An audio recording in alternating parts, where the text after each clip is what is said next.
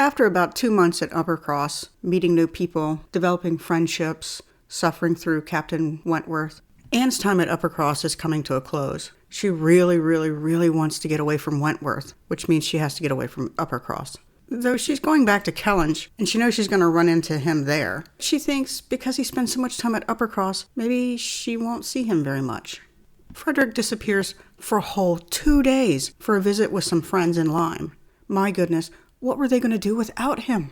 Upon his return, he tells everyone how wonderful Lyme is, so the whole group decides to take a trip to Lyme. They left the next morning and planned to return by dinner the next day. It's really surprising that Anne decides to go on this trip because she's supposed to leave Uppercross with Lady Russell soon, and, being around Wentworth and all that pain. Although, if she stayed behind, she would be with the elder Musgroves and Mary's boys, so maybe being around Frederick would be a better option. The first thing they do when they get to Lyme is go to the Cobb. This place looks really cool. I can see why they wanted to go there. After looking into this, now I really want to go there. As the group heads to the Cobb, Wentworth goes and gets his friends and brings them to the group. His friends are Captain and Mrs. Harville and Captain Benwick, and the 4 of them join the group. Captain Benwick is staying with the Harvilles because he used to be engaged to Captain Harville's sister, but she died before they were able to get married, and he's still in mourning for her death. Anne questions this long-time, deep mourning, since her heart is just as broken as his, and she's doing better than him. He's younger than her, and in mind and probably physically, and so he has a lot more opportunities than she does, so she doesn't really see why he's in such bad shape.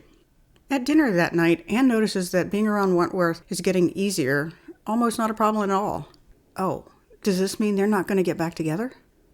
Everyone at the dinner party is hanging out and listening to stories by Wentworth and Harville, but Captain Benwick is kind of withdrawn. Anne feels like she needs to talk to Benwick. They talk of the contemporary poets Sir Walter Scott and Lord Byron. They bond over their interest in poetry, though Anne suggests that maybe he should read more prose than poetry. She says poetry evokes feelings that should be experienced only sparingly. As for prose, Anne offered some general ideas. Wouldn't it have been great if Austen actually suggested one of her own works? I got a good chuckle at her offering prose over poetry, but if she had done that, I would have fallen out of my chair laughing.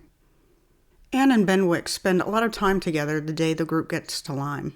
The two seem to like to talk to each other, and a bond seems to start. When Anne leaves Lyme, she thinks she'll miss him. Oh, is this where the story's going? Anne and Captain Benwick? The day after they arrive, the group once again goes to the Cobb before heading back home. As they left the Cobb, they came to the steps that take you up from the beach. A handsome gentleman was at the top, about to come down. The gentleman took note of Anne. Frederick noticed this and gave her a look that says, "Hey, that guy's thinking you're attractive, and right now I can kind of see that too." Wait. Sir Walter told us she isn't attractive. Could he have been wrong about that? Later at breakfast, they find out that this mysterious gentleman was in fact William Elliot, the heir to Sir Walter's estate. So now has Austen introduced yet another man who is a potential suitor for Anne? After breakfast, Captain Harville tells a story about Wentworth that makes us like him even more. Wentworth went to Captain Benwick when he came from the sea to tell Benwick his fiancée had died, and Wentworth stayed with him for a week. Harville said no one else could have saved Benwick but Wentworth.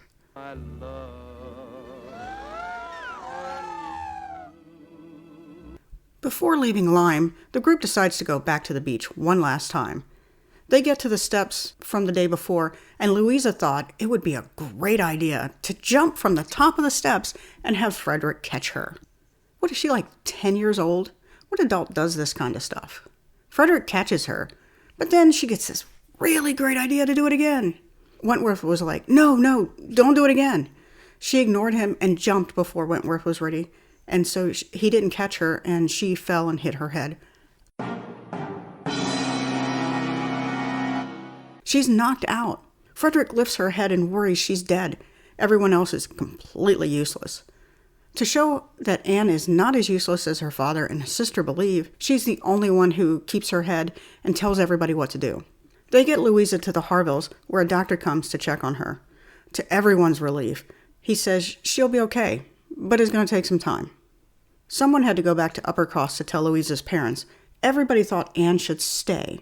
Well, everyone except for Mary, of course. She threw a fit that no one thought she should stay. Well, we know, the squeaky wheel gets the grease, right? So she got to stay, and Anne was sent back to Uppercross. She had to ride back with Henrietta and Wentworth. I don't know about you, but this sounds like a horrible situation. He says only one thing to her the entire ride, near the end, a ride that took several hours, mind you. He asked her what she thought of his plan for telling Louisa's parents. She was happy that he thought of her enough to ask her. Once they get back to Uppercross, Anne's only there for another 2 days before Lady Russell arrives. She stays at the big mansion to help the Musgroves. She's happy to feel useful, something that her father and sister never let her feel. Charles ran back and forth between Lyme and Uppercross to give updates on Louisa. They find out that Mrs. Harville is doing such a great job taking care of Louisa that Mary really has nothing to do. The Musgroves sent for their former nursery maid to help take care of Louisa and help the Harvilles. Anne eventually suggests that the Musgroves go to Lyme themselves, and they quickly agreed. They left the next morning, Anne's last day at Uppercross. She helped them with their preparations and helped get them off to Lyme. Except for the kids, she was there alone for about an hour before Lady Russell appeared. Though she really wants to get away from Uppercross, and Wentworth most especially, she knows she's going to miss her friends. Anne's mind was still on her friends and Louisa, so she had trouble caring about the goings-on with her father, her sister, and of course Mrs. Clay. She had to tell Lady Russell about the accident, but she was really afraid to mention Wentworth, considering Lady Russell's feelings about him. After finding out about Louisa and Wentworth, Lady Russell was okay with talking about him. At Lady Russell's, Anne received 2 letters from Captain Wentworth about Louisa's recovery. She didn't know where the letters had came from at first. After 3 days, Lady Russell felt obliged to visit the Crofts at Kellynch Hall. Anne liked the Crofts, so she didn't feel it was much of an obligation. There, Anne finds out that Mrs. Croft got similar letters and that they were from the captain, who visited his sister for a short time before returning to Lyme. From the visit, we find out that Captain Harville's manners are not to Lady Russell's liking, and Sir Walter had way too many mirrors in his dressing room. Eventually, Mary and Charles return from Lyme. They're the first of the Musgroves to come home. Anne thought they stayed longer than she had expected. They came to visit Anne at the lodge. They tell her that Louisa is sitting up, but she's weak and she's easily upset. It's still unclear how long she's going to have to stay at Lyme, but they're hoping that she can be back home by Christmas in a few months. Anne asked about Captain Benwick. Charles said Benwick was an odd fellow. He invited Benwick to Uppercross to shoot. Benwick at first said yes, but then at some point at the last minute said no and really gave no good reason why. Charles believed it was because Mary told Benwick that Anne didn't live at Uppercross, and so he decided he didn't want to come there. Mary disagreed, of course. Charles insisted Benwick had feelings for Anne and talked about her a lot. Mary again disagreed. Charles gushed over how much he thought Benwick liked Anne. He told Lady Russell that she would like Benwick. Mary, of course, disagreed and insisted Lady Russell wouldn't like him at all. Charles insisted Benwick will soon come to the lodge to see Anne because he told Benwick where to find Anne. Lady Russell is intrigued to meet this man who she will either like a lot or not like at all. Mary mentions they're missing Mr. Elliot at Lyme, but Lady Russell was like, I don't like that man, so I don't want to talk about him. And that kept Mary from going any further about him. Anne dared not to ask about Captain Wentworth, because of Lady Russell. But someone mentioned him anyway. Anne finds out that the captain has plans to go to Plymouth for a week, and then the younger Musgroves leave. Anne and Lady Russell believe that Captain Benwick will come calling after all of Charles's gushing. Every time the doorbell rang, they thought it might be Benwick. Okay, so since Charles made such a fuss and such a point to talk about Benwick and his affections for Anne, we should assume Benwick doesn't come for a visit. And alas, he does not. Okay, so now we're down to Captain Benwick and Mr. Elliot as possible suitors for Anne.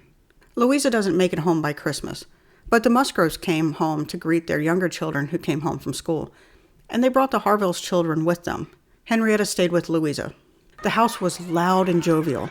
Anne described it as a domestic hurricane, and if anybody's ever been around the little kids, you would understand that description. Anne found out that the captain was visiting his brother, and she would be safe from seeing him at Kellynch. Lady Russell didn't care for the chaos of the small children, and she asked Anne to remind her not to ever come to Uppercross at Christmas time again. The Musgroves are hoping that Louisa can come back home after the kids go back to school.